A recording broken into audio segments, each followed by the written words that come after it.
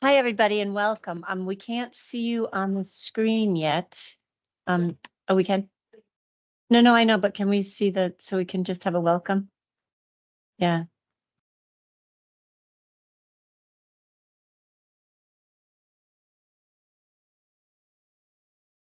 Yeah, many thanks for joining us today. My name is Claire Heffernan. I'm the director of the London International Development Centre in Bloomsbury in the UK. I'm the PI of the Action Against Stunting Hub, and we are absolutely delighted that you can join us this afternoon for this roundtable.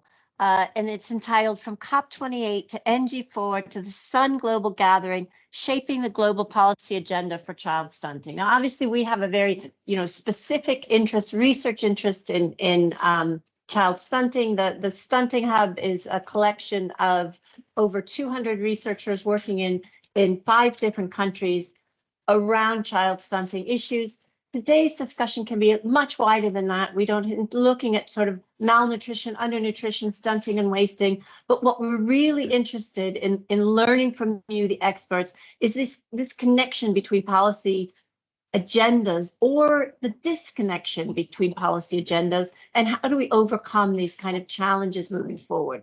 So I don't want to take up much time because you are the experts, and we're really interested in you sort of hearing what your views are on this. So, but we've split the day into 2 pieces. The first bit is just some reflections, and we are absolutely delighted that Irina Zodro from the Sun Movement Secretariat has come to give us her insights and reflections. And we're also absolutely delighted that Bharati Kulkarni, who is the country lead for the hub and works for the Indian Council of Medical Research, can come give her unique perspective too. So we're going to start with these perspectives, and then we're going to open the dialogue up to a much sort of wider discussion around. We've kind of framed 3 very, very broad questions to get your views, to get your thoughts, and to get your insights. So, Irina, I'm going to give you the floor. The floor is yours.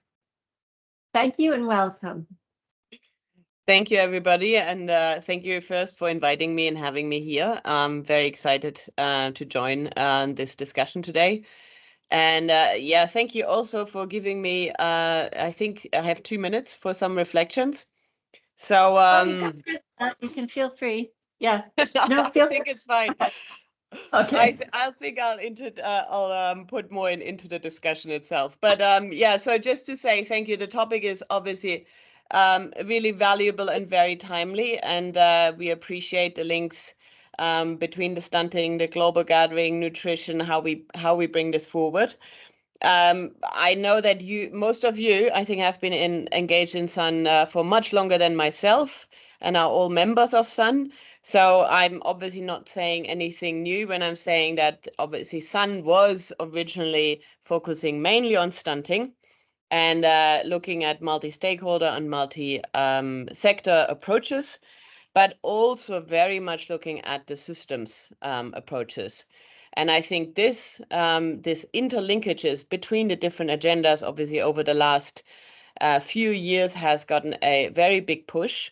And we see how the nutrition agenda has started to move into other areas, in particular climate change and then food systems, food security. Again, we had some very interesting moments, I think, last year, some good successes. And as you said, we'll look at what came out of COP28. But I also think we still have a very big challenge ahead of us. And this will be only possible if we do what you're doing already here in working all together and thinking together. So I'm obviously with the Sun Secretariat. And the Secretariat is really there to serve you and to support the members and see how we can facilitate exchanges but also follow your lead. And in this regard, I really look forward to the discussion today. I'm standing ready to give you some insights of where the discussions on the global gathering are currently, and maybe a little bit also, as far as I know, on what the coordinator has been discussing. I had the pleasure to join her in some of the big events last year. And then, yeah, take your messages and your ideas also back and see how we can, as the Secretariat, help take the agenda forward. I would stop here, and yeah, again, really looking forward to our discussion now. Thank you. Okay, brilliant. Thank you so much. Thank you. Bharati, do you want to give your quick reflection?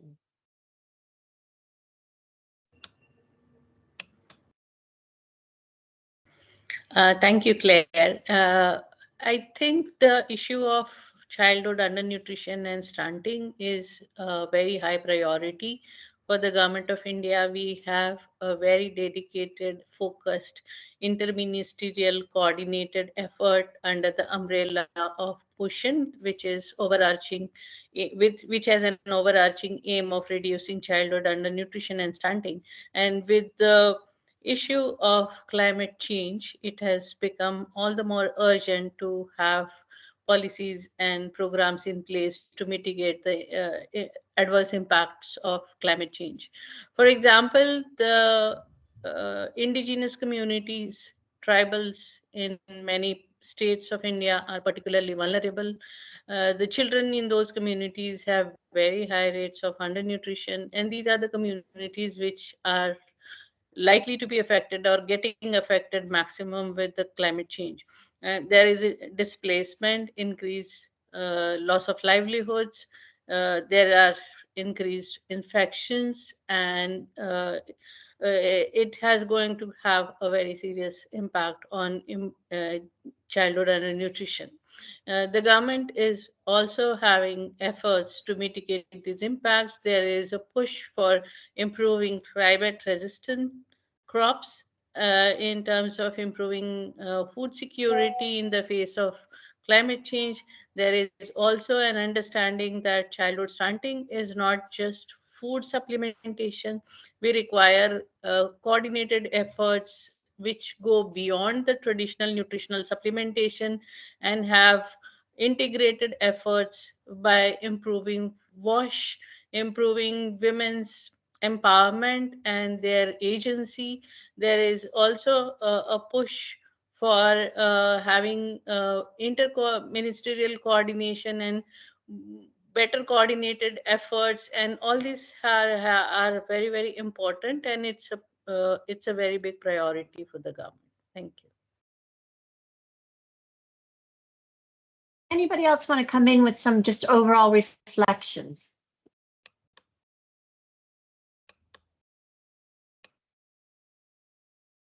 Sandy. Thank you very much, Claire. And just to introduce myself to this group this afternoon, I'm director of the Nuffield Council. Sorry, that's the wrong thing. I don't know why I said that. I'm director of the Global Panel on Culture and Nutrition. We've been in place since around 2014, and we have a number of distinguished panel members who help us inform governments and other stakeholders about the importance of healthy diets. And I'm very pleased that we've got this session linking the environment and nutrition. I think it would be very good to hear what people think in terms of the outcomes of COP28, which talked about food systems. They didn't talk about nutrition very much.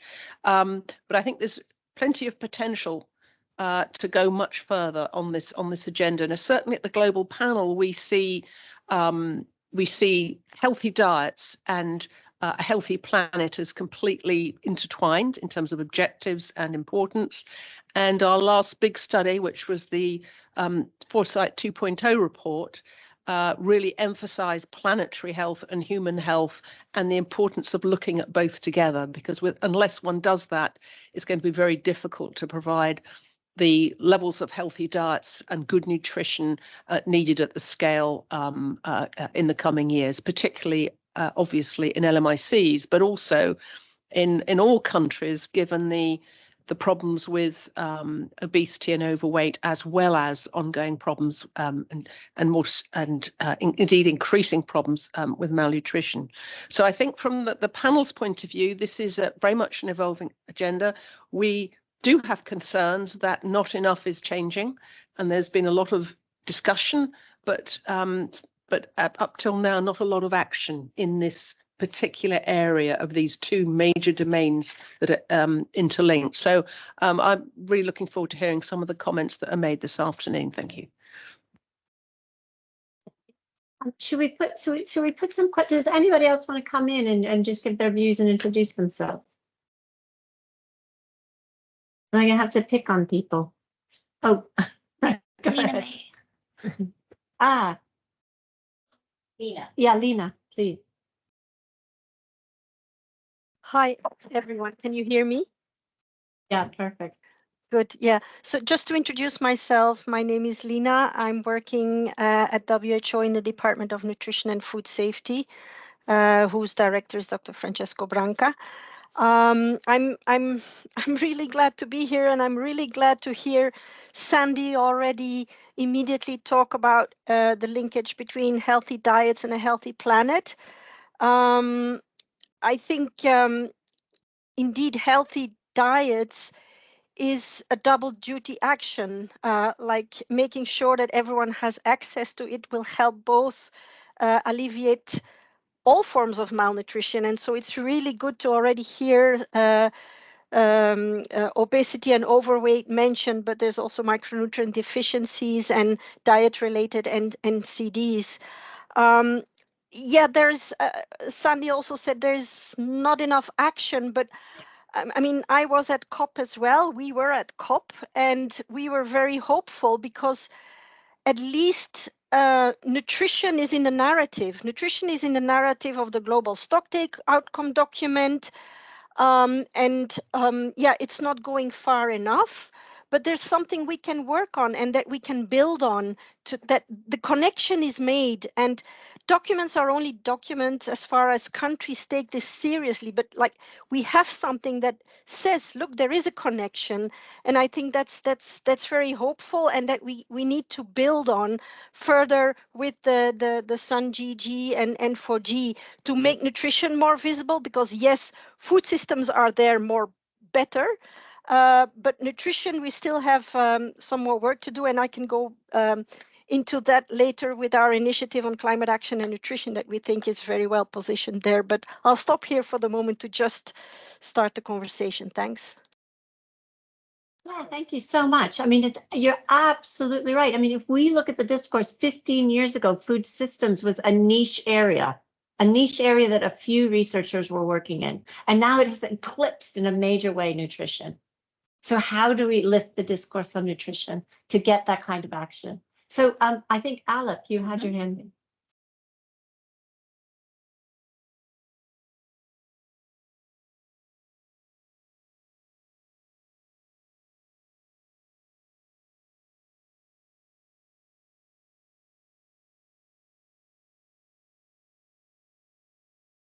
Alec, the floor is yours.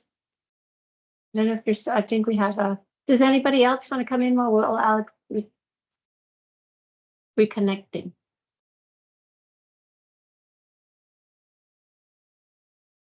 Okay, so I'm going to be a little bit contentious. When we look at the Declaration on Climate and Health, One Health made it in, but nutrition didn't make it in. So that's a little bit of a problem. When we look at the Declaration on Sustainable Agriculture, malnutrition was mentioned once.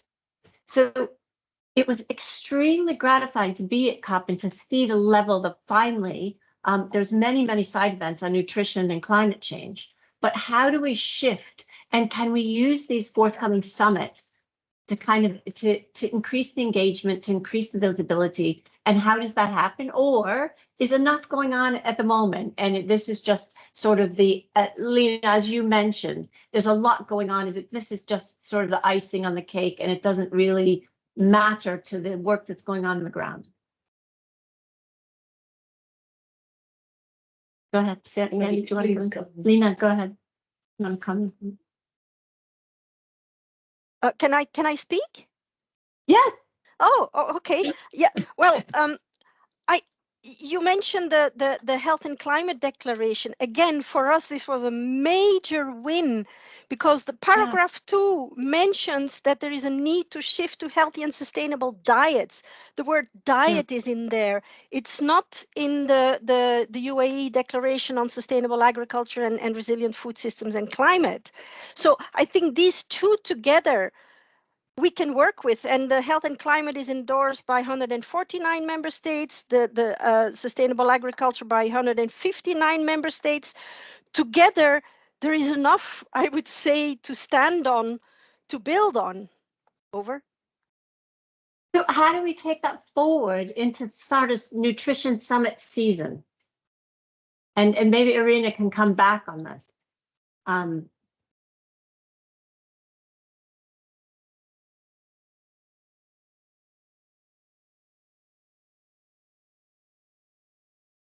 Sandy, do you want to come in? Yeah, go ahead.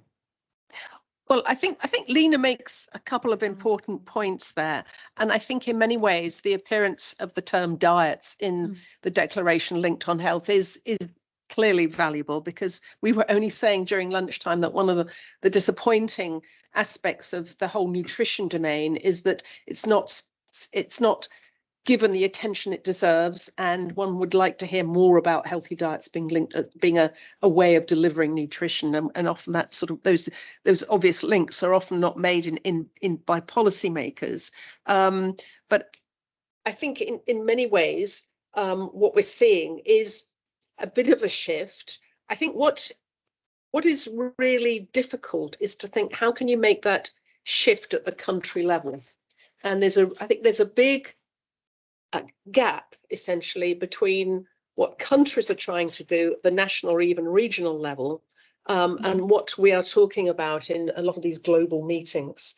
So I think it's, a meeting, for example, like the Sun Global Gathering, I think is particularly valuable because, and I've been to one or two of those, because it brings together a whole lot of people from different countries who are on the ground in government, in NGOs and so on, all the Sun representatives that are grappling with these issues. And I think that's very important. Whereas a lot of the global gatherings, you're often getting more senior people who are divorced from that, or a lot of people who are increasingly you see quite a lot of people from LMICs, but there's a lot of other people who are not.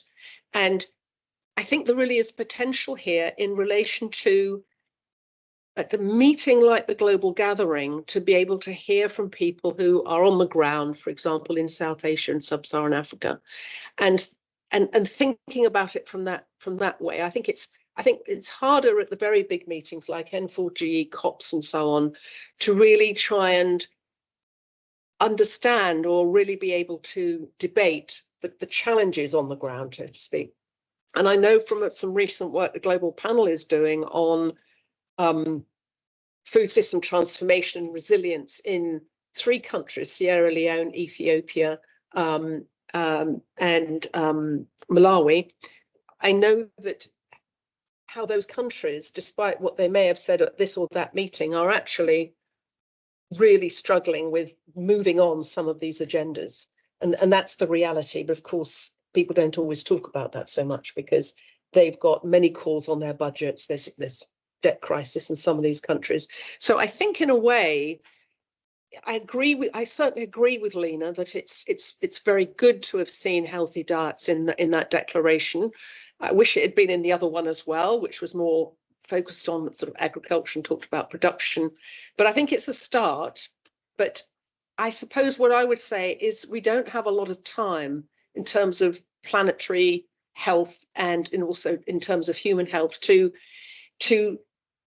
allow this to filter down to where the action needs to be in the normal way. So I think how we can accelerate the gestation of healthy diets being much more the norm in particularly in MICs, how we can accelerate that is absolutely vital, because there's a big distance in policy terms on the whole between what is said in the declaration and what actually gets pushed through and implemented, at the national or even district level. I'll stop there.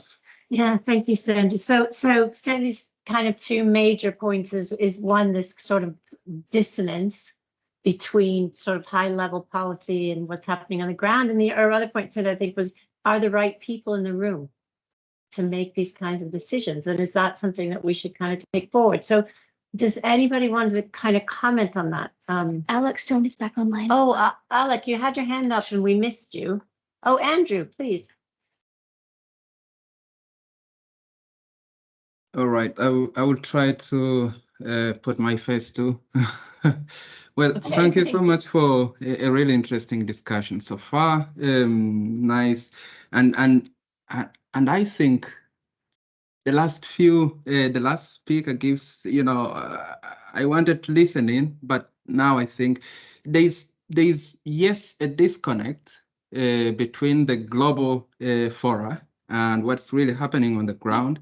But I think the question you asked earlier, Claire, in relation to how do we take this forward on global fora may not, it's a really relevant question, but it falls into the political financial trap, because you will never get these people on those on those speaking platforms. They will get 5 minutes, they'll get 10 minutes, and they'll be off. And the next people will run off to the next panel, and that is it. So you need to be able. Let's try to create a funnel, and that funnel is turned on the head.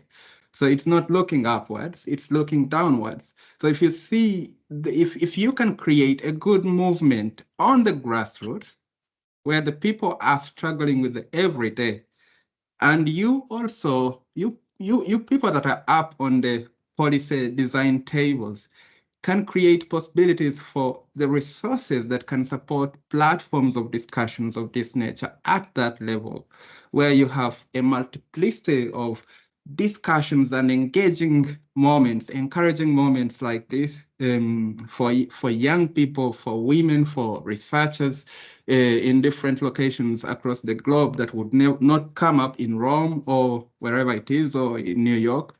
Then I think you're creating a movement that cannot be ignored in the longer term. So I think that could be one of the things, focusing at what do you do at the grassroots that slowly seeps up, but also gives the people that come up to the global fora the possibility to stand and talk with numbers behind them. Okay, thank you very much for that. That is absolutely brilliant. And this notion of like having an upside down funnel, where it's like the messages get spread out and people's voices go up. I think that is something that I think having a platform for that, I mean, it requires funding, it requires money, it requires time. And I think that we are lacking in money, we're lacking in kind of funding, and we're lacking in time. But Alec, you're the money man. You can tell us about what you think about finance and find these kind of structures, and is that a way forward? What do you think? Go ahead, the floor is yours. Thank you, Claire. And my apologies having a bit of poor network at this end, but I hope you guys can hear me now. Yep, perfect. Perfect. So carrying from what Andrew was mentioning and what you highlighted about financing, my observation based on being there at COP comes across on 3 points. One is, where does the majority of the financing lie if we want to look at nutrition as an area to focus on? It has to be from the government side. So domestic resource allocation is a key one. And the second big player in that whole landscape is where we have the multilateral development banks. For example, when you look at the World Banks or ISDBs or AFDBs of the world, these are the ones who are investing huge amount of resources for nutrition. So that's one point. And I do feel that at UNGA or at COP, many of these stakeholders are talking a lot about nutrition and the financing for nutrition. But that brings me to the second point, which is in terms of we should probably not be looking at financing for nutrition just from one sector.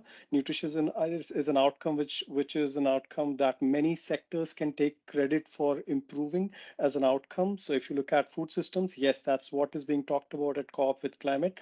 So that's an important one. social protection. It's something which has huge linkage with the nutrition outcomes. Similarly, we heard a lot about the school meals, early childhood development, and those components at the COP. And last but not the least, in the multi-sectoral angle is looking at things like emergencies, because the whole in that week itself, we heard about around the Horn of Africa moving from this whole drought to the massive flooding that was happening at that point of time. So this whole linkage with climate from that angle. So we need to look at nutrition from the multi-sectoral angle, because there are resources across the emergencies and humanitarian, across food systems, across school meal coalition, and there are social protection which we can utilize for financing nutrition work as well. So that's second. But the third, and I would say the biggest missing aspect, is when we look at the ESG agenda. And there were a lot of corporates and players who were there around COP.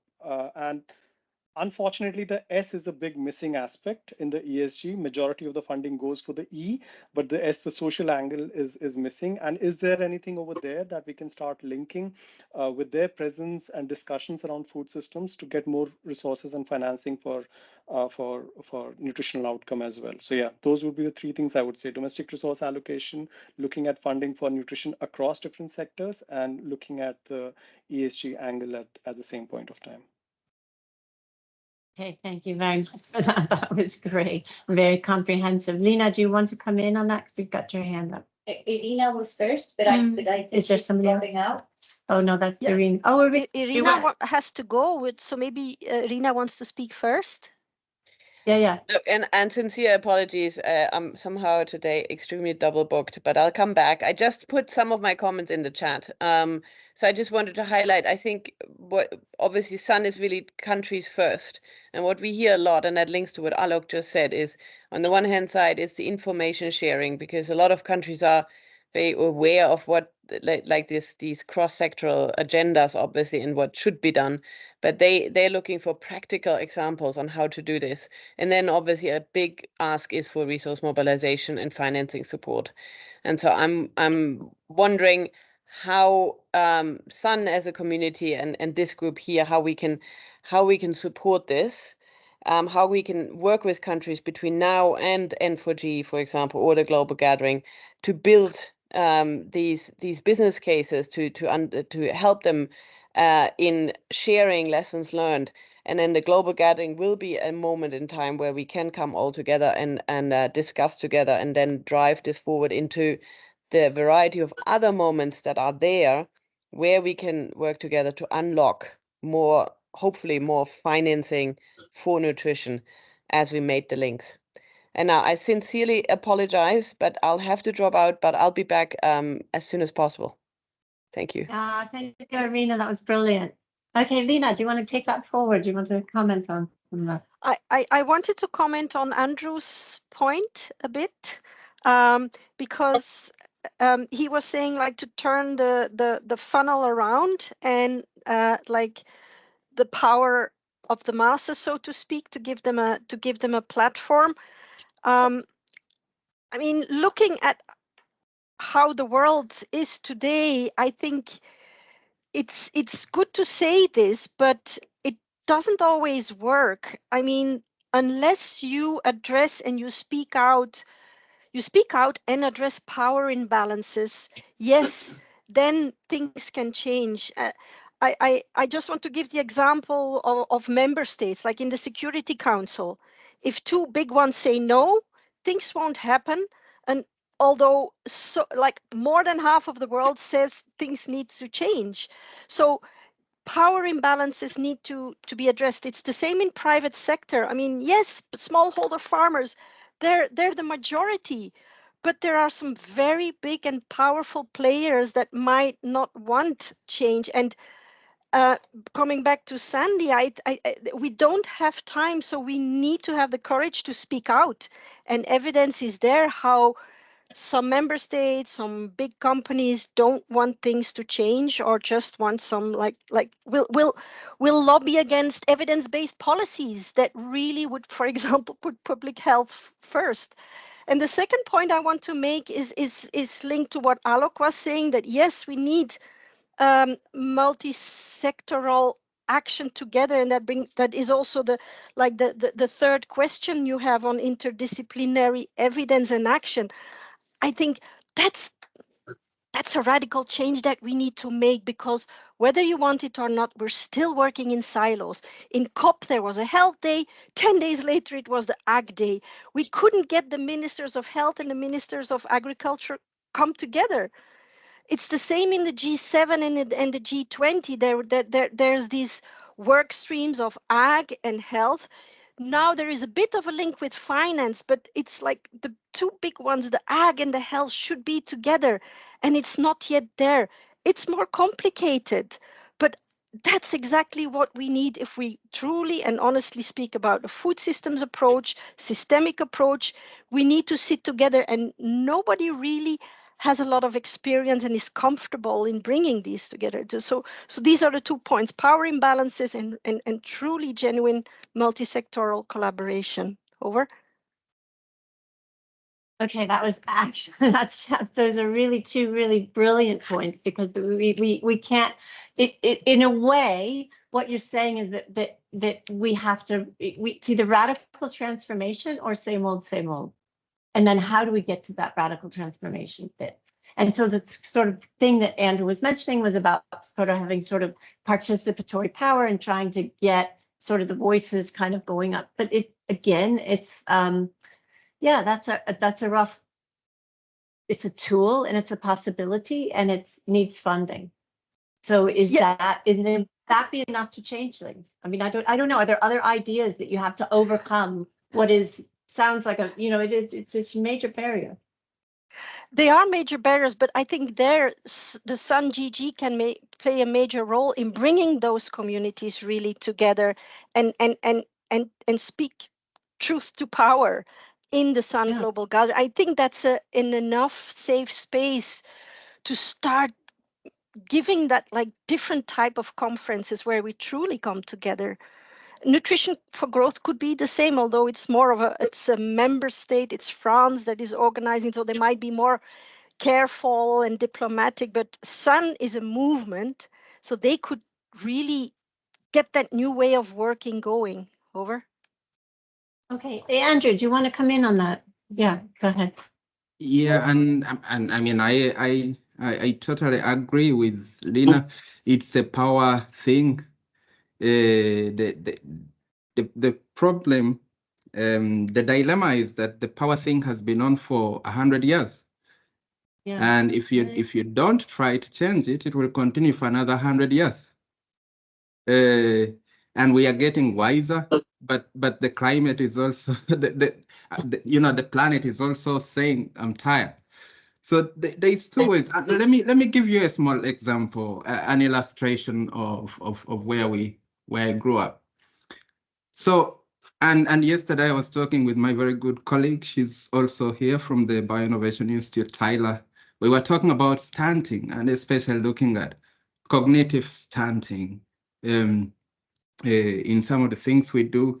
And we are talking about, so how do you connect novel science, or science for that sake, knowledge-based, needs assessment and needs recognition and needs, intervention on needs at the grassroots, but based on science that we know works or solutions that we know work. And so I normally give an example to people that I have a mother that had 16 kids, one woman. She lost 5 before they were 2. She raised 11. She lived in rural Uganda, and her husband had 8 wives. That woman raised the 11 against the pain of losing 5, and all of her 11 have a degree right now. That woman, a peasant farmer, could use the local knowledge she had gathered from her 4 mothers, and I'm gonna specifically use 4 mothers because that was the culture of informal learning, teaching her how to grow food and how to combine different forms of food so you get a full diet for those kids. But also knowing which herbs to combine when you run into a health crisis with one of the children at night. where you had the next health unit 4 or 5 kilometers away, and you would also race with wild animals in this village if you went out in the night. So now combine that knowledge of a woman that didn't go so far in education with us that have so much research and understand stunting from different dimensions. So because if we keep talking with all the knowledge we have up where we are, it will not go to the women who unfortunately are raising the kids that we are talking about here. And you can say that whether you want to talk about what do you call it, a place in New York that's struggling with aspects of malnutrition or overnutrition, call it what you want. But the combination of sections of population that quantify and qualify the problem have to somehow happen. And so that's why, you know, for many years the funnel looks the other way. If you change it, and Lena, we have to also be radical also on this side. The power imbalances has been here for 100 years. It will continue for 100 if you don't change it. So I'm gonna stop here, and I hope it tickles something. Okay, Andrew, I mean, that's music to our ears at the Stunting Hub, right? Because one of the things that we're doing is how do we create tools that will change praxis on the ground? So that is something that we're working on in terms of decision support tools. Absolutely right. However,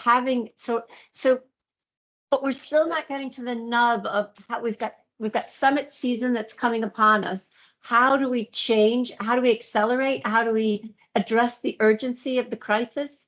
And how do we address this truth to power issue in time to get great change? So Sandy, do you want to come in on that? Yeah, I mean, I think those were all good points, well taken, just made. In relation to Claire's question about the global gathering, I think what is different about the global gathering is that it's not really a global gathering.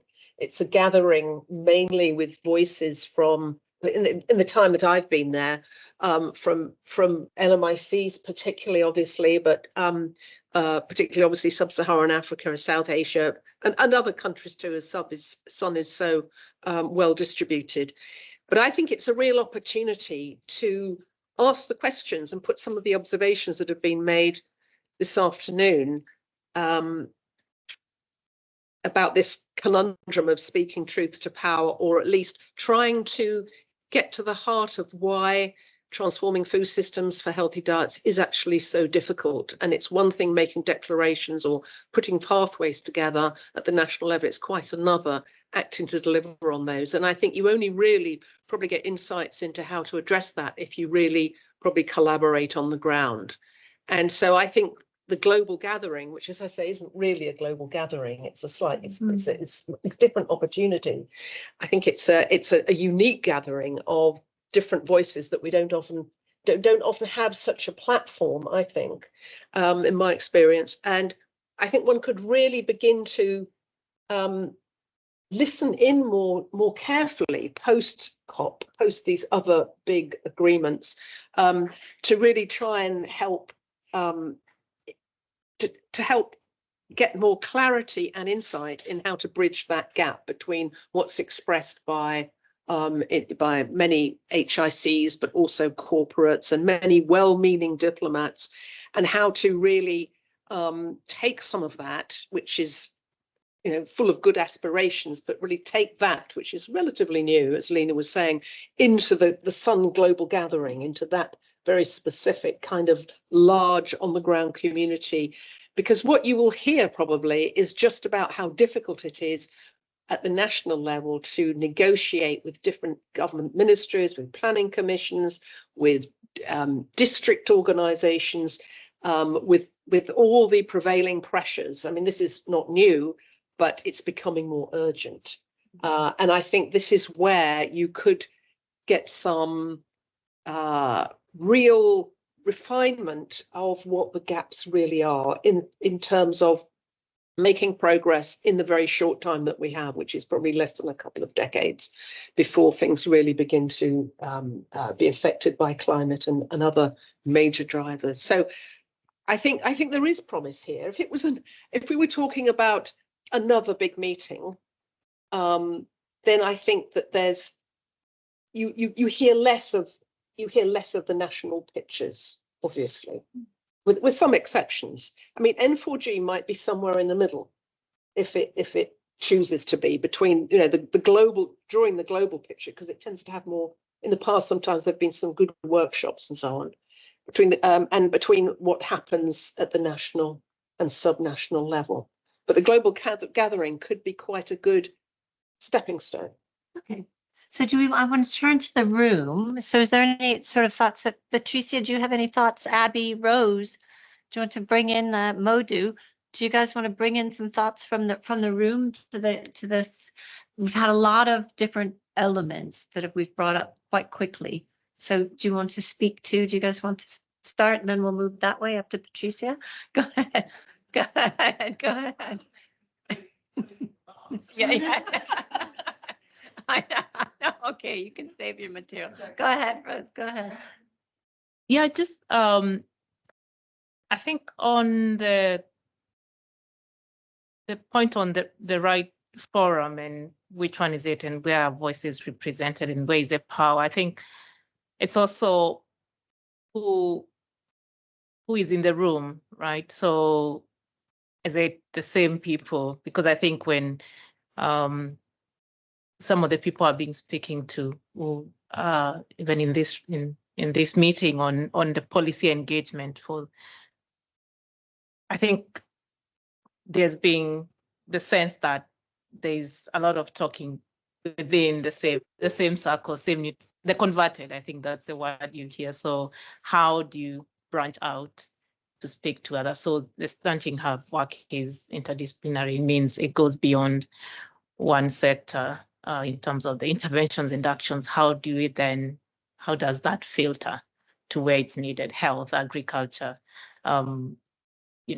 climate, etc., etc. And the same message was also conveyed in part of the research I've been doing from the country perspective when they look at the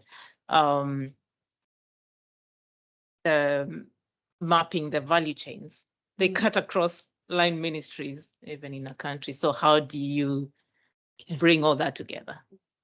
You map out a value chain, it goes outwards. How do you bring all these policies together? So I think there's policies that are multi-sectoral strategies, but I think the funding a lot of times tends to be siloed as well. So I think it's just a question really and a reflection of how do we bring the funding and the programming to support the multi-sectoral strategies and policies that are being outlined here. Thank you, Rose. Patricia, do you want to comment on it?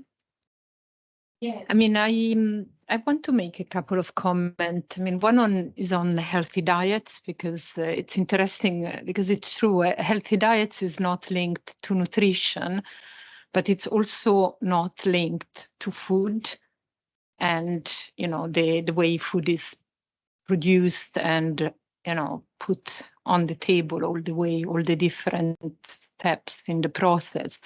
And even if one wants to know what comes before food, the whole ecosystems, so they are hardly seen in the food systems, even if the latest HLP, I mean, it's really looking at the system supporting the food supply. So, I mean, it's very much important that diets is understood from both sides, because otherwise it's kind of the missing link in the middle. And I think it could be really something that brings together nutrition and the agri-food community. And then going to the food system transformations, it's interesting because for some people, from the nutrition side, the food system somehow stops in the food environment. And for people in agriculture, they don't see the food environment. So again, it's how do we make that journey visible and very close to the country and within the country to the community and to the people that are really engaged in the agri-food system. So the farmers, the input suppliers. I mean, there are so many people that are engaged on that. So it's really about making it very visible and very tangible. For example, I mean, from my own experience, talking with agronomists, I mean, you really talk first about commodities, and then these commodities are food, and then food becomes diet, and then you talk about nutrition. But I mean, it's really looking at it from a very different perspective. So I think it's important that to keep that in mind. So Patricia, your funnel, nutrition's at the top, and then healthy diets, everything fills in underneath it. Because it seems like the way we talk about nutrition often is like this sort of side thing that happens instead of it being an outcome. Go ahead, Abby. But yeah. Oh, go ahead. Yeah, I mean, for me, it was really useful. 2 years ago, I worked very closely with soil people because they were doing a huge event on soil partnership. And so, I mean, you can talk about nutrition even if you talk about soil. It's really how you talk about it. And in fact, we talked about nutrient-enriched fertilizer and all the work on zinc. I don't know, I think someone in the hub is a zinc expert, but you know, it's you. I don't know. So, but I mean, it's really, I mean, I just wanted to bring this example. Yeah, thank you for that. Abby, go ahead.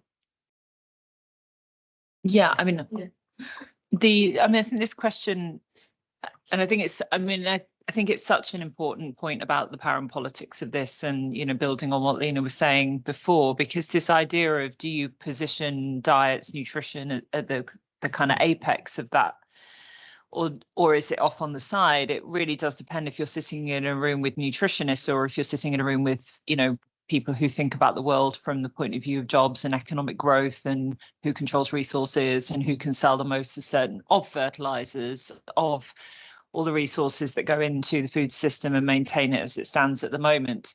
And I think that this is where we have to look to feel reluctant in a way to say this because I'm not entirely sure we're succeeding that well on the climate agenda writ large. But I think we do need to look to the climate agenda in terms of the point about where do the trigger points, the pressure points come from around the sense of do something about this, because you know, I was having this conversation with my elderly parents over Christmas, and my mum was like, "Oh, I mean, we were teaching." She was a teacher. She said we were talking about climate change in the 1980s. I mean, you know, global warming, it was a concept that was being discussed, but it's taken a very long time to get to a point at which anybody cares about it, right? That's our story that we know. And I think this question about really hammering home the messages, using the power of people's voices, and here it's as many voices as we can bring on board to talk about the catastrophic consequences which are not just 20 years from now, which are now. And I think it's really interesting to link something like the soil discussion, because where you've got some synergies, right? The soil people don't necessarily care about nutrition, but can suddenly care about it because the angle around biodiversity and the way we manage the land has some really nice synergies with also protecting and ensuring soil quality and so on and so forth. So how do you use the genuine, like where it's not so difficult to get everybody onto the same page? How do we use those voices to create a much louder, amplified voice, which is not just nutrition? So I think we do have to find those points where it's not endlessly discussing trade-offs, that somehow we have to balance everything, but starting to really look at how to build that voice that is saying this is a catastrophic, there is a catastrophic risk here for human health, for planetary health, And I know we're trying that, but it's, I agree, we're not there yet on that. And I do think that has to be the case, because at a more micro level, the decision making is so difficult. The shifting things is so very, very difficult. I was in Ghana just before Christmas looking at some initiatives that WFP's been involved with, but a number of other actors have been involved with, about trying to improve access to healthier, nutritious options for kids, which is complicated with fairly fragile food systems. But in all honesty, anything that you're trying to do there, if Nestle want to undercut you, they will.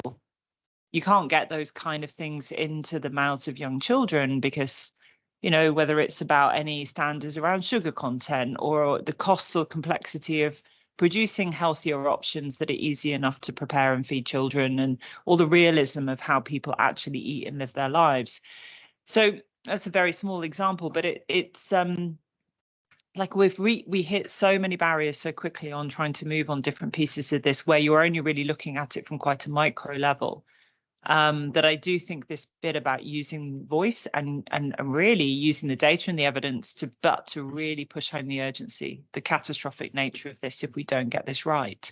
And I really don't think that's landed well enough. And we have to do it globally, because ultimately it is the multinational food and beverage industry and the fertilizer industry and the folks who are making a lot of money out of the system as it is right now, or as it could be. They are the ones who are going to fight hardest. And they are the ones influencing food systems, what's available for people to eat everywhere. So I think we shouldn't be daunted by the fact that it's a big thing, but we do need to think about how we're joining up with more voices who care about this from the catastrophic angle of this, while not getting drowned out by climate change generally. Okay, go ahead, Sandy. Yeah, well, I mean, I absolutely agree with Abby. And we did an article in Nature Food about at least it's longer ago than I think, at least 16 months ago, which made those arguments very much about how what is in essence the business side or the corporate side of, particularly of production, is really driving healthy diets and driving biodiversity loss and all of that. And much of that, of course, is, we're talking about multiple systems here. And there are such vested interests in keeping it that way, despite all of the lip service that's paid to the need to have healthy diets and the need to protect our environment. I mean, you can see how so much of that is in evidence just from day-to-day news reporting and so on. I mean, this is where the importance of voices is highly relevant. And I mean, I think it's very challenging to try and tip that balance, because so many, if you think about where the power lies, obviously you've got a lot of power bound up in, and I'm not sort of being anti-corporate here. I'm just saying that the way, the way agricultural production, for example, is run, it's very environmentally damaging. There's no way around that. And to try and change that does require a lot of political reform as well. And many countries have a vested interest in driving production very hard. I mean, if you look at Brazil, it's a good example. It has massive exports. And although there's more than a nod to sustainability, they do use very modern methods. And it has, I mean, there have been some improvements, but it's still agro-industrial. It produces an agro-industrial production line and landscape. So to turn that around, you are taking on where much of the power is concentrated in the world. And of course, this isn't a very open, I don't feel that this is really a very open debate. I mean, there's a lot of NGOs who, for example, and a small number of, and many academics and some public bodies who will enter this argument and do so. But at the moment, it's not even getting drowned out. I think these arguments are made, and while there's a lot of acceptance about the need to decommission fossil fuels, and industry has been pretty good in many ways at the fossil fuel transition. If you look at what's happening with renewables, it's not bad, it's not enough, but at least are on that path. But if you try and look at agriculture and health, I think you have a very different picture. There isn't the same agenda. So I think I hear what Abby is saying about, you know, linking what we're saying about healthy diets in this room to the climate agenda. But I think we haven't even started that yet. That would be what I would say. And I think it's not easy. So if you look at what happened at COP, you know, it was good to have the declaration and so on, but really this is very top level language that isn't underpinned by mechanisms and commitments in the light of coming catastrophe, that it's not underpinned by that at the national, regional, or even sub-national level. There's a massive gap. So in a way, the easy bit is to make, as we all know, is to make the declaration. And that makes everybody feel better. But it's not, in terms of impact of the kind that we need in the light of the kind of catastrophic change that Abby's talking about, I mean, it's practically nowhere, in my view. I mean, that sounds rather harsh. Yeah. Just a really brief just reflection back. Just to note that I think that I don't think separating entirely from the climate agenda is a sensible thing, but at the same time, I think we need a distinct narrative. So my point was about learning from the climate kind of campaigning. Yes, recognizing this as when I talk about it as being borrowing catastrophic, from it, in other words. Yeah, it's a catastrophic impact on human health. Yeah. I brought the planetary health in because I do think that there is this piece about amplifying some of the messages further because others are interested in this.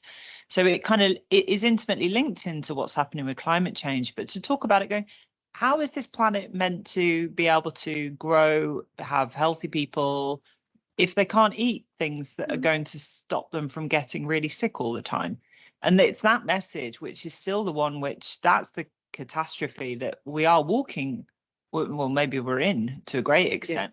And it is really hard because then you bring in all of the private medical side of things as well. And you're going to make a lot of money through a lot of injections that help people lose weight.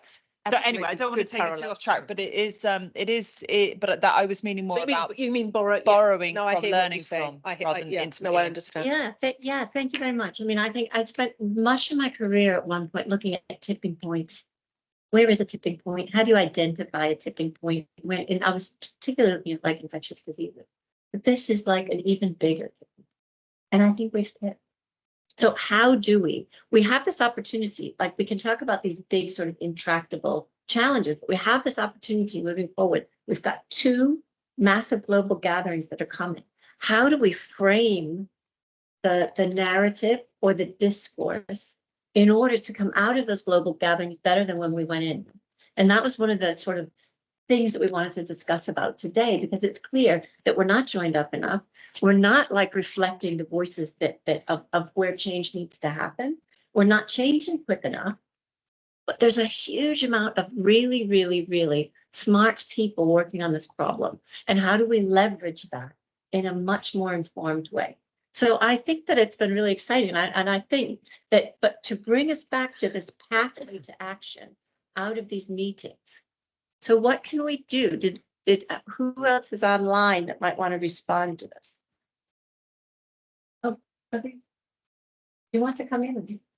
No. Okay, all right. I won't pick on you then. All right. So is there anybody online that wants to come in and kind of talk about this? How do we reframe this? How do we reframe sort of the narrative, the discourse for action? And how can we leverage these 2 large global gatherings for change on the ground? And is that possible? Are we being too optimistic and too ambitious? Who wants to come in on that? Yeah, go ahead, Ben. Sorry to bother you. May I ask, how did the we've discussed that there is some action being taken, well, obviously towards climate change, towards fossil fuels. Perhaps it's not enough, but there is some. How did these actions, these large-scale meetings, come about? Given that they surely must have faced the same sort of overwhelming opposition by numerous powerful bodies. I'm perhaps a little late to the game, and no doubt asking a question that everyone's already well aware of, but I would like to know, so how did we get to the successes we have, if perhaps not in this specific topic? I think with climate change, I mean, it's like, I think it becomes, you can see it. It's real now. There's no snow in New York. There you go. I think So people are. a combination of people becoming more outraged as a result of very visible Yes. changes and confirmation perhaps of the doomsday narrative of what people perceived to be a doomsday narrative previously. Yeah. Okay. Go ahead, Abby. Were you finished? Mm. I'm sorry. No, I think you're actually raising a really important question here about, I think there is a journey also to reflect on with nutrition, and just thinking about the nutrition for growth part of this journey. I think a number of folks in the room and online were involved with the first Nutrition for Growth Summit, and it was a much easier time. It was so much simpler, where it was a narrative that was fundamentally, off the back of 2008 Lancet, launch of Sun.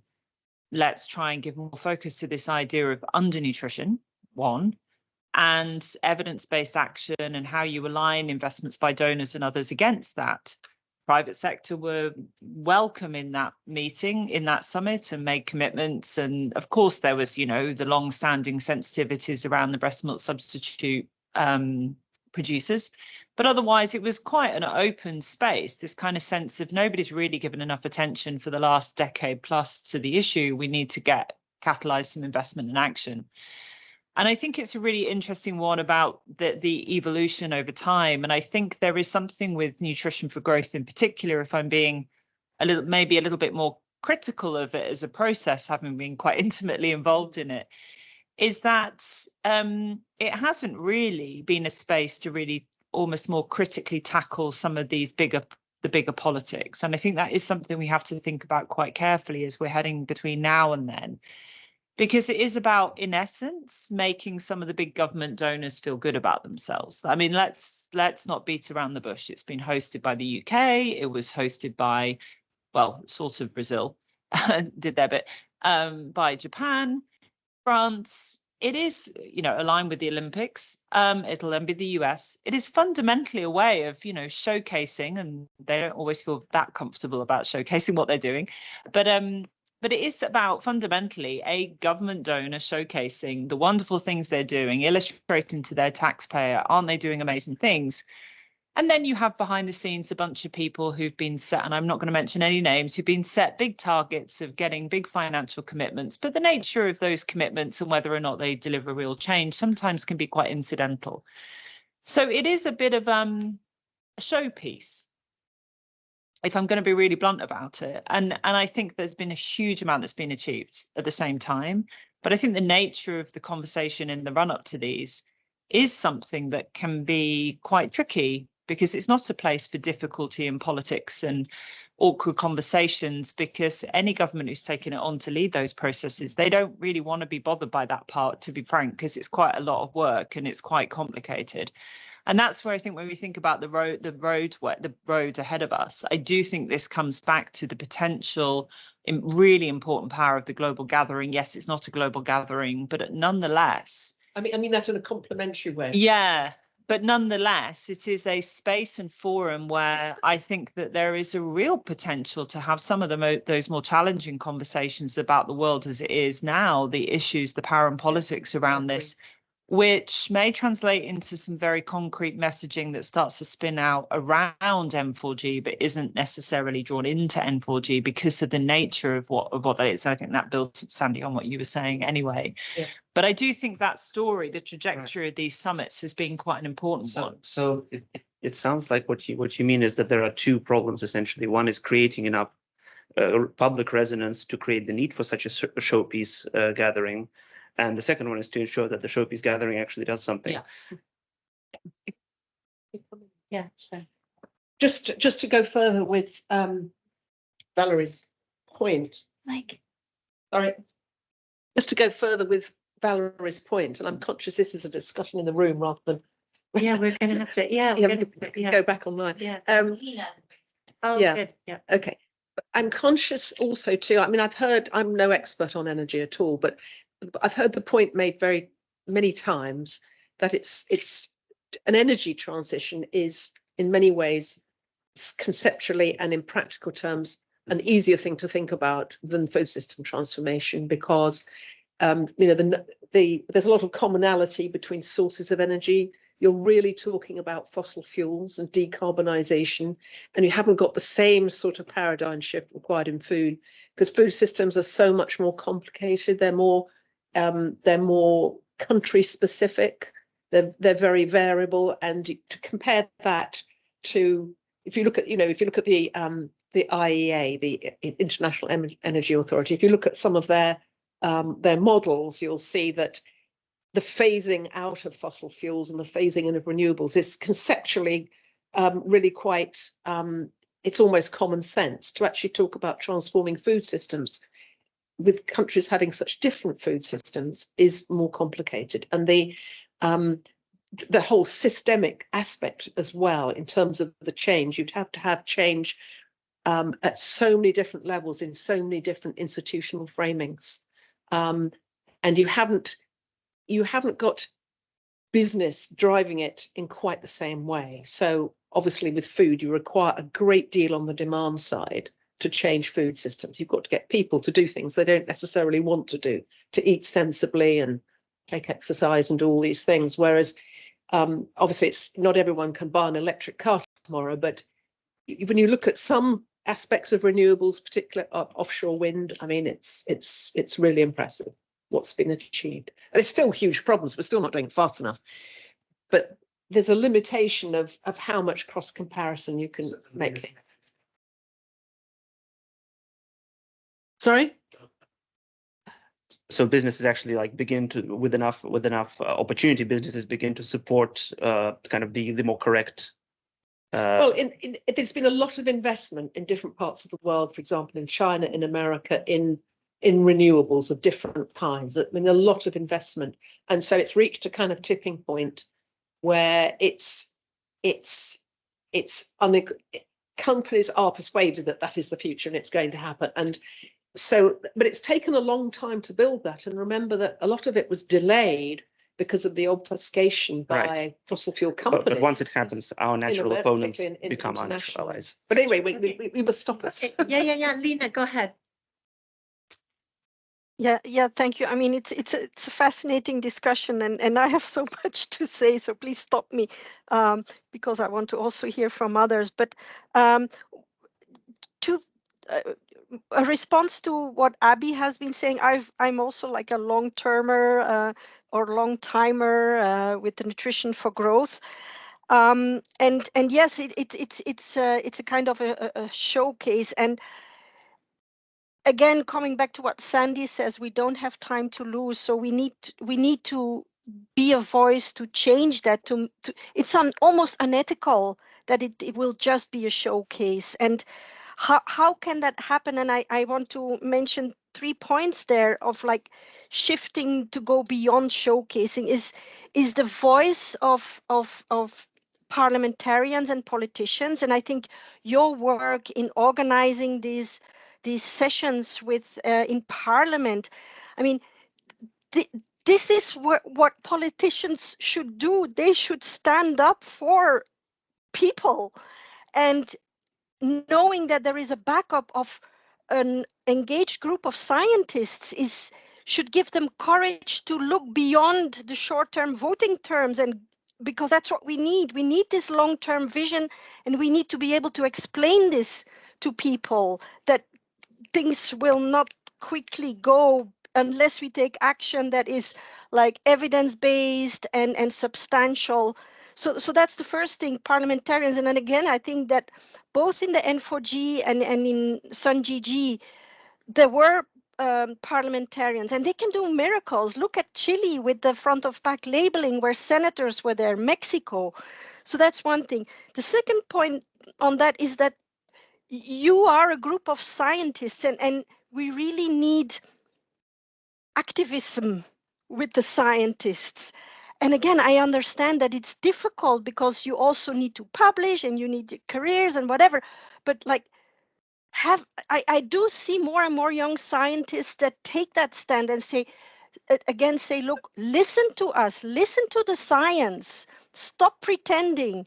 And so that second point of this role of scientists is really growing and is important. And then the third one is the accountability frameworks. I mean, for the commitments of the N4Gs, there is an accountability framework, and that needs to grow, and that needs to take a central piece so that we can, in the next Nutrition for Growth, to say, look, what happened since the last commitments, and what needs to happen more, and you need to do more because you really committed and we're serious about that. So that's 3 points for the Nutrition for Growth: science, politicians, and the accountability framework. And then just what Sandy was saying with the link to energy, the Global Alliance on the Future of Food has published a document, and it shows that food systems are responsible for 15% of the use of fossil fuels.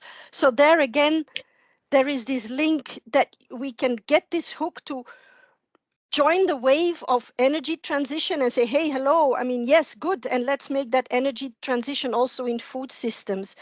And in that sense, I think there is an opportunity that the nutrition community should not lose, is the fact that there will be work, and there is work going on to make the nationally determined contributions, the NDCs, to input food systems transformation there.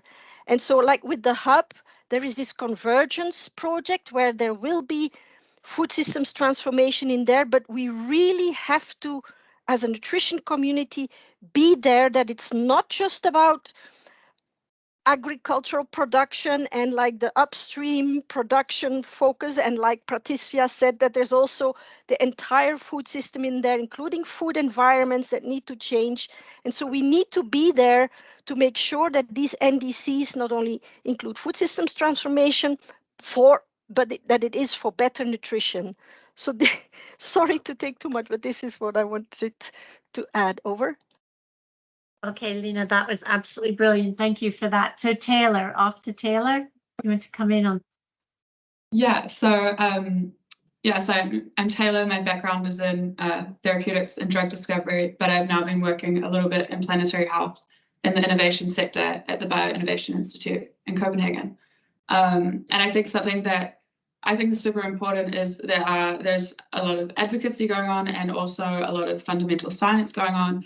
But the gap that we see at BII is the translation of that into solutions that are actually beneficial to people, because, like you mentioned, the energy transition is relatively easy to facilitate because that's controlled by central bodies, right? We don't have a lot of choice over the energy that we buy. Whereas when we look at things like food products, we have a lot of consumer drive and behavioral change and choice. So we can regulate things that people should eat, but that also can cause a lot of backlash if there's not a lot of trust from different groups. You think of fluoridation in the water, etc. Even if there's science to back it up, it's still commonly pushed back on. So I think it's super important to consider how we're innovating from the science, but also able to actually translate it into things on the ground that people trust and want to utilize as well. Okay, thank you. Does anybody want to come in online on that? Does anybody want to follow up on Taylor's thoughts?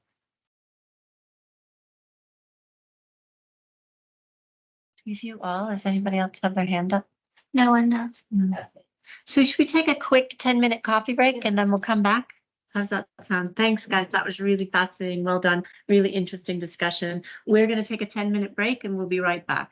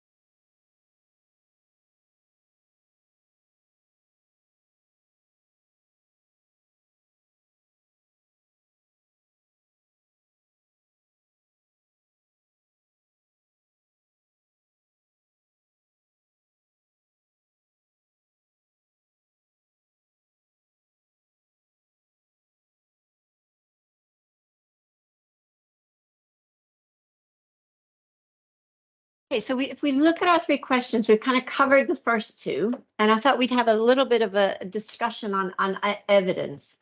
And we've touched upon evidence, but it's been less specific about the kind of evidence required. We've talked about interdisciplinarity, we've talked about interconnections, we've talked about, and can that be translated for Nutrition for Growth or for the global gathering? What evidence do we need to bring to bear on these big global meetings to affect change? And substantial change is what we've been talking about at this meeting. So Irina, thank you so much for joining us back. So if you want to, because you're right there, I'm going to pick on you. If you want to talk about evidence and what you think is required, and what do you need to underpin transformational change at this as we move into summit season? Oh my God, you know that I'm not a nutritionist by background. So Neither am I. I think you have some way more qualified people in the room to answer that question. Well, I think there's evidence needed of, as I said before, what works, right? Because that's already not necessarily available, at least not to us. And then especially evidence of what works in terms of cross-sectoral collaboration. The other evidence that I personally think, and this is maybe where I'm feeling most comfortable talking about, is the evidence of return on investment, especially as we're looking at tapping into larger financing, including maybe at some point also from a more financial sector perspective.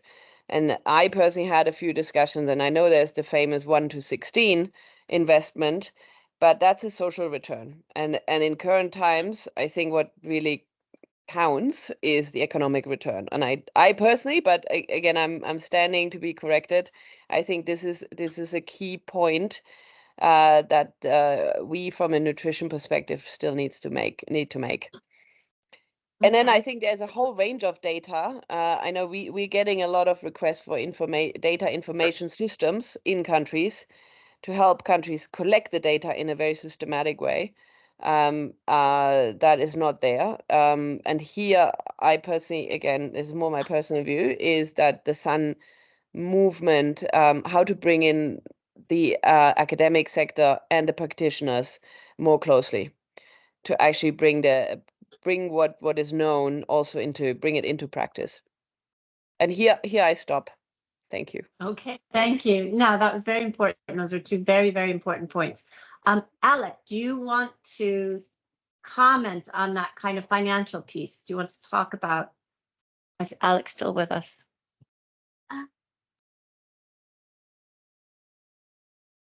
No.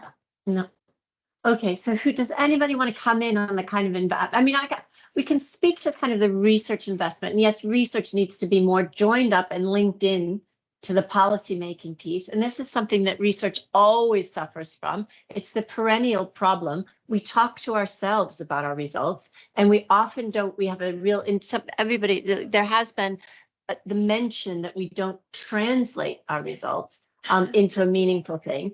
But we are as Abby has said, at this kind of, I think we're over the tipping point. We're at this catastrophe. How can we generate, and science isn't fast. Science is slow. Science is like, this, it's tested and tested. And so we don't have, but do we know enough now to really, to underpin the required transformational change? Go ahead, Lena, do you want to comment?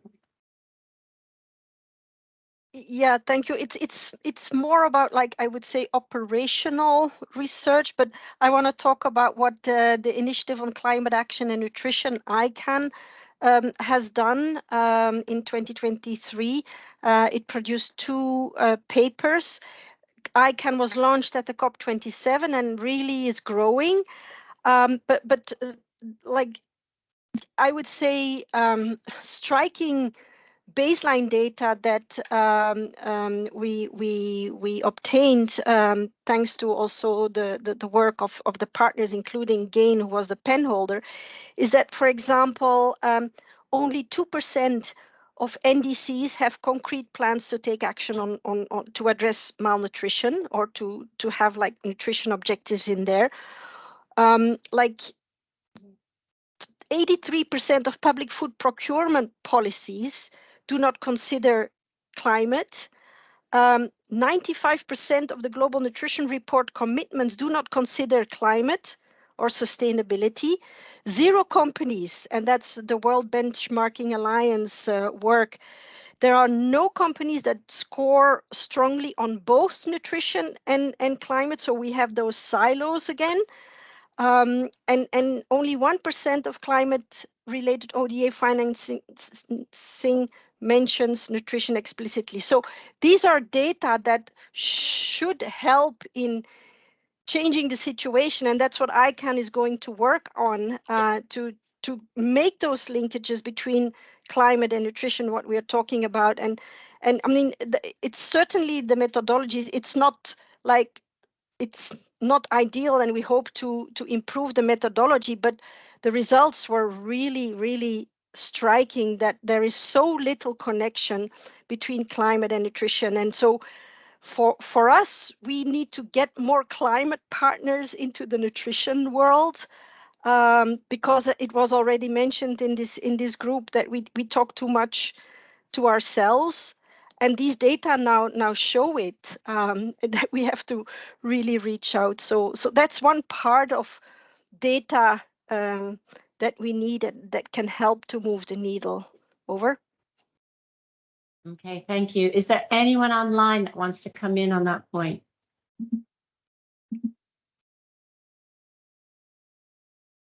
Andrew.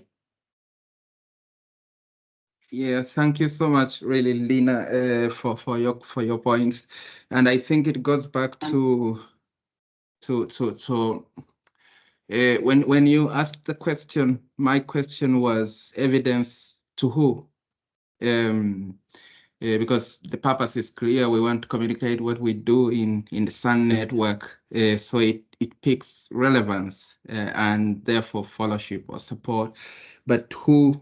So some kind of stakeholder overview of who is there. What are the governments looking for? What kind of evidence do governments want? What are the corporates saying, and how can we move them to understand what we are doing? And then I just drew a small triangle where I put macro on top and then meso and micro on the bottom. And again, you'll hear me talk so much about the grassroots, because I think there's so much power in us knowing there's a lot of people, and that what we are doing is connected to so many people, big populations around. But so that and I think you talk into that, Lina, on different levels. So just to add a point on that. Thank you. Does anybody in the room want to comment on that? We had a bit of a discussion, Val. You were talking about how do we engage the corporate world, and what are the examples, and versus cutting them out completely or working around them or working with them, and this whole truth to power thing.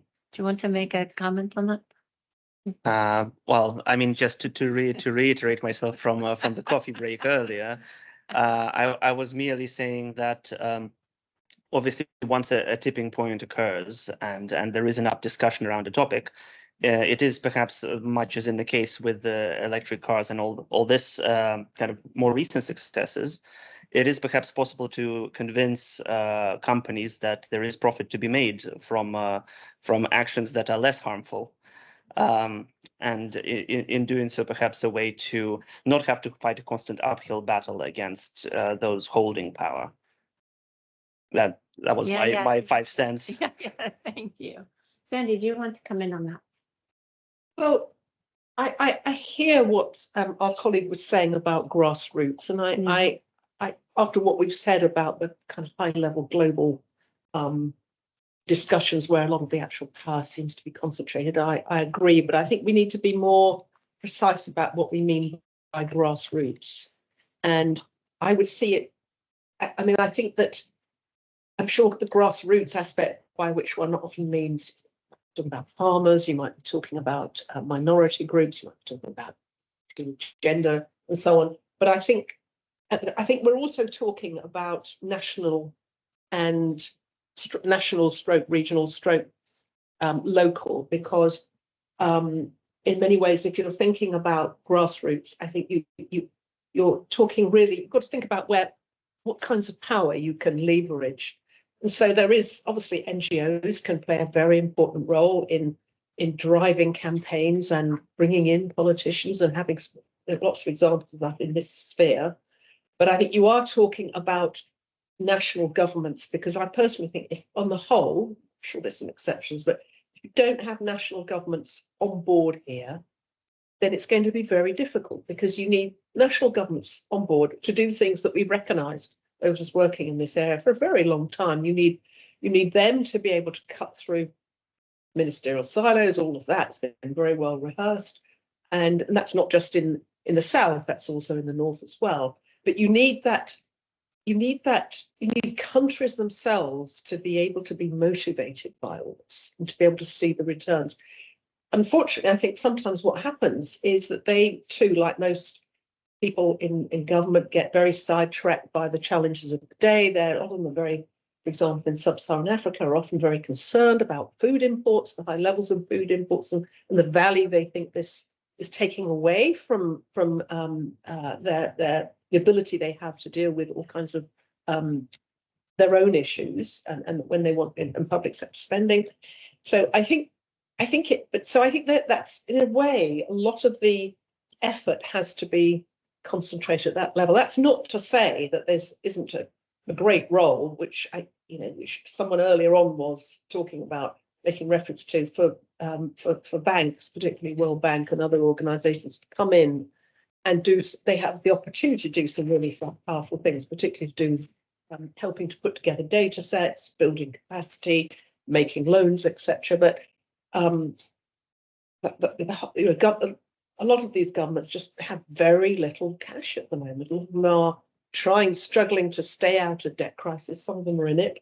And so it really ties the hands of a lot of ministers and their officials to be able to act in the way that they can see is probably important. But I think one thing the Global Panel, recognising all that, thought that there's a lot of low-cost things you can do to improve nutrition and to help us onto the path of food system transformation. So we published a brief recently, and I'm not promoting this, I'm just saying that it's not all about money. Yeah. And so there are low-cost solutions that people can do if there is the political will to do it.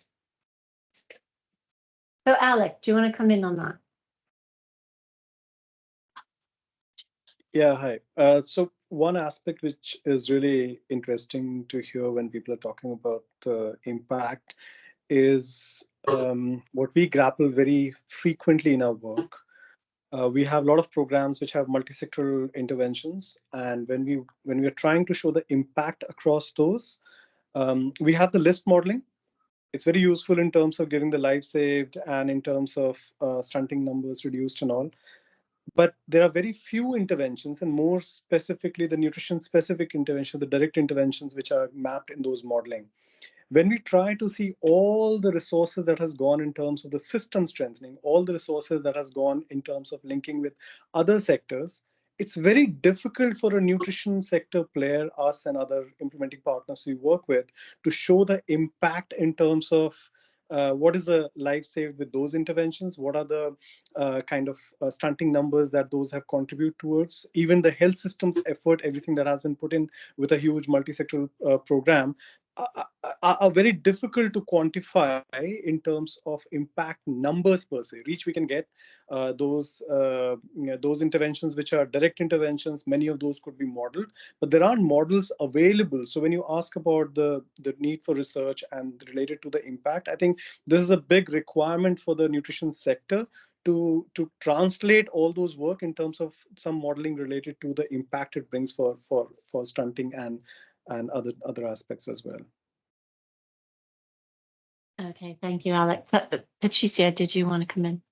Yeah, I have one point on who to invite. I mean, since we have discussed also about ground up movement, and I mean, I think you have heard about the farmers' protest and how they want to renegotiate the Green Deal, and I found it really interesting because I mean, they feel that they have not been engaged in the table and that their role has been jeopardized. I mean, I'm really here bringing up the point because I was looking at, for example, the 10 requests by the Italian farmers. They are very, only 10, but I mean, they are really kind of addressing, environment, social, health. I mean, there are a number of points, but the main one is that there is a disconnect. I mean, if we are talking about how you engage with the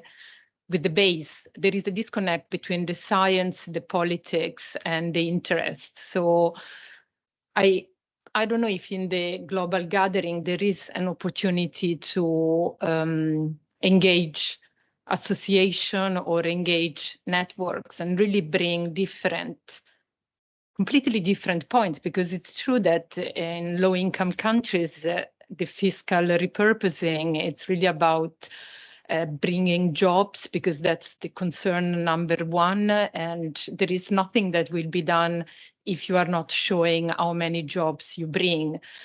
So talking about modeling, I think we really need to learn from other sectors how they have looked at different benefits. So nutrition cannot be, we cannot pretend that it's the main outcome. We have to show how this is one of the benefits that you can bring in your modeling exercise, because otherwise it will be always a side discussion and it will not enter the same way other priorities are entering in the agenda. But why though? Why do you think that's so fundamental to life? So why is nutrition, like, I mean, I don't think there's an answer to that, but is it considered so kind of, that the economic imperative is always going to be a stronger argument? It's not all, I mean, if you start from the point of view of the other, then I think you can find much more those win-win, if you want to call them in that way. Because, for example, the job creation, for me, it's one of the most interesting one, because if you start to move from farming and also considering where the job creation can be, a lot is in synergy with nutrition interest, and with the gender interest, and then you have to see how that gender aspect gets value for the job that is done. So the discussion becomes really much more at the middle point between different interests. So I think we really have to walk the talk ourselves and really see what other benefits are there and how we align or we don't align. And then there will be certain points where we don't align, and then you really have to rethink how you would align better. But I mean, from the Italian farmer, I mean, one of the main, which for me it's really interesting, I mean, there is really on the cell-based meat, there is a total, it's one of the 10 points, and it really kind of brings together a number of misconception, tradition. I mean, it's really, again, I mean, I'm just making this as an example of, how much we need to go out of our comfort zone and really interact and what that means, because it's really bringing a different perspective. Thank you very much. So as we kind of come to a kind of a sort of, we're kind of getting close to the end now. As we race toward these kind of big global gatherings, I think it's been, I hope that everybody's kind of quite an interesting sort of initiating something, moving forward on this, of initiating change and transformation. because it's true. We can't keep going down this road. We've had a road of failure. We're at a tipping point. It's now time for change. There's a lot of extraordinarily bright people around the globe working on this issue. How do we empower them? How do we empower these voices and the voices of people who are impacted by the decisions that are made at these grand global gatherings? So I think it's like fascinating. And I'm gonna, Abby, I think we're a few minutes early, but I think it's okay to kind of go over to you now to kind of close us out and tell us where you want us to go. And yes, there's a little pressure there. I know. I'm not sure folks online could quite see my facial expression at that particular challenge. I'm not going to be arrogant enough to assume that I can tell anybody where they need to go on this one. But look, I mean, I think that I know that there are people gathering in various rooms in various places, and will continue to do so to talk about this opportunity that we have coming up through these various processes, including obviously the global gathering under SMS leadership, but also Nutrition for Growth. And I think that any opportunity to bring more ideas, thoughts and perspectives together is really key. And so thanks so much for convening this group, because I really do think that we still have some important challenges to work through, but also recognizing that these opportunities, as much as they may be a little bit of an odd process at times, they are still fundamentally important, really important opportunities. And I think the first thing I would say off the back of this conversation is that having these kind of conversations here is key, because ultimately when it comes to starting just literally from what the nutrition community, which I think we're a fairly broad church as it is, but we're still a community, that there is reasonable coherence in the messages being sent out by the nutrition community to actors who we're hoping will make commitments, take action through these various processes. And I say this just to kind of echo back to a start in the start of this kind of current era of nutrition focus in the 2008 Lancet series, which really did comment on how fragmented and dysfunctional the nutrition community was, with lots of competing messages, lots of confusion over the issue of what works, what needs to be done. And I think I always want to be really mindful of that message, because if you're at the receiving end of this in terms of a policymaker, somebody trying to take decisions where you're already a bit bought in, but you really need to know what to do, it's not helpful for us to go out there with, you know, lots of different, I mean, potentially aligned, but sometimes potentially quite competing messages. So I think spending time in these rooms to kind of really bounce that around and really think that through quite carefully is really, really key. I refer to it as not airing our dirty laundry in public. It's a phrase that doesn't translate so well, but I think it's a really important process for us to be able to go through. From there, I think the other thing I think that it's really important that we keep in mind is that things like Nutrition for Growth, they're a stop along a journey. And I think we also at the same time need to not view it as being the thing where we need to achieve everything. And this comes back to the point on, I think simplicity a little bit is key here for this. And looking at points and stages to foster certain discussions, try and achieve certain actions and commitments, but not imagining we need to try and pull everything off all at once. That will probably happen. It will probably, as we get closer to N4G, everything will start to broaden out. The messages will start to get more and more complicated. But I think it's quite helpful if we can imagine that we don't have to see it as the only opportunity, that it is a point on a journey. This is going to be a reasonably long journey. We have 2030 as the kind of key milestone on the SDGs. But I think let's look at this as how do we start to build up the story, the commitment, the action on these different areas. So I think there are some very clear actions that we should be encouraging governments, donors, and so on to be taking in business community that builds on the really good understanding of what we know does make sense in terms of investments, be it the low cost investments, be it the things that we know work, that are quite uncontroversial, because we still need to see progress on some of the kind of basics, in inverted commas, of what we've all been talking about for a number of years, of the services, the approaches that really do work. And I think we need to make sure we don't lose sight of some of the kind of the low-hanging fruit, the no-brainers that are still needing to be invested in, that we still, you know, like I said, they're relatively uncontroversial in the grand scheme of things. You know, this relates to some of the big push that has been made around things like ensuring support for breastfeeding. We're in a pretty good place on that, but let's not lose sight of the fact that that has to continue to, for example, be one of the actions that are taken. So let's kind of make sure we've got some clear, concrete messages on that, on the low-hanging fruit, the no-brainers, building on all of the good experience of what we do know works, because we are seeing countries making progress and so on. I think then on that journey, again, I think, as I said earlier, platforms or moments like the Global Gathering, how can we use those to start to bring some of these thoughts and perspectives together on some of these trickier issues? And I do think the diet, the healthy diet, the food angle of this is probably our holy grail at the moment, right? For what we're doing. If we can crack that particular nut, which is not going to be an easy one to do, then I think, you know, that will really help to underpin some of the important transformations to avoid us ending up in that truly catastrophic position in terms of the impact on human health and the well-being of billions of people. And I agree with Patrizia on this in terms of trying to use some of these platforms to understand people from where they are, because there isn't an illogicalness to why people do what they do, and we may not agree with why they do what they do, but until we really try and understand their motivation, it's incredibly difficult to work out where you meet in the middle, or where you help to get them to a space where it's in a slightly different, that they can see it slightly differently, see the challenge slightly differently.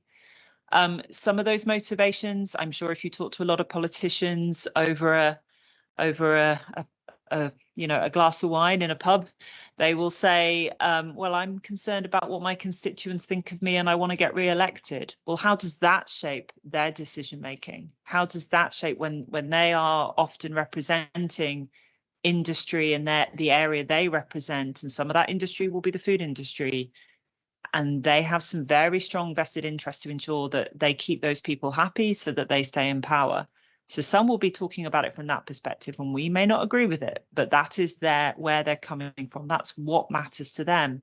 If you go and speak to somebody who's in charge of the finances, the ministers of finance, the people who run treasuries, they will give you a very clear story about what they're having to think about and why the things we're asking for may be trickier. And there are some experiences of doing this. There are countries who've started to try and look at some of these disconnects, try and understand this. So it's not that we're starting something from scratch. But I think that sort of understanding people from where they are will continue to be a pretty big challenge, so that we can then work out how to use the data, the evidence, the powerful stats, figures, information about the catastrophic nature of this challenge, to mobilize the right voices. Because I agree, Sandy, there are different voices for different purposes, and some of it's about, you know, social justice and the big voices that can hit lots of people at the same time, and some of it's more tactical voices. But I think that we can make best use of the data, the evidence, the information, and those voices if we've kind of understood a little bit about where people are coming from a bit more. So yeah, I think it feels as though through these kind of conversations, as I said, can we start to break the complexity down a little bit so it doesn't feel quite so overwhelming? Let's look at those really concrete asks, investments, actions that are no-brainers, that are not too complicated. And then let's see, can we start to bring some of this together into a really meaningful conversation about how do we not just sort of keep talking about this idea of tackling the power in politics, looking at that head on, but how do we actually foster the conversations that could maybe help us work out how to use all the great data, evidence, research better to help shift and influence the way that people then take decisions. And again, as I said at the start, knowing it's a journey, that, you know, let's be ambitious, but let's not, you know, chastise ourselves for not getting everything over the line at whatever events the French host in 2025. So I'm going to stop there. Thank you. Abby, thank you. Absolutely brilliant. Thank you for this. I'd like to thank our online colleagues for your really insightful and very thoughtful contributions to this. Thank you to the room, Patrizia, all of you guys. Thank you so much for your contributions. I'd like to thank the World Food Programme for sponsoring us today. It's been a brilliant day, and we hope we'll put together kind of a brief summary of this, and we'll send it all around to you. And we hope this is the starting off of a conversation that we can keep going as we take forward. So thank you very much.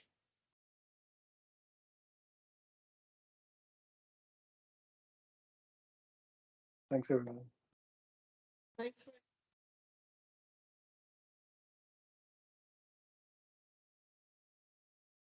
All right. Thank you for a great meeting.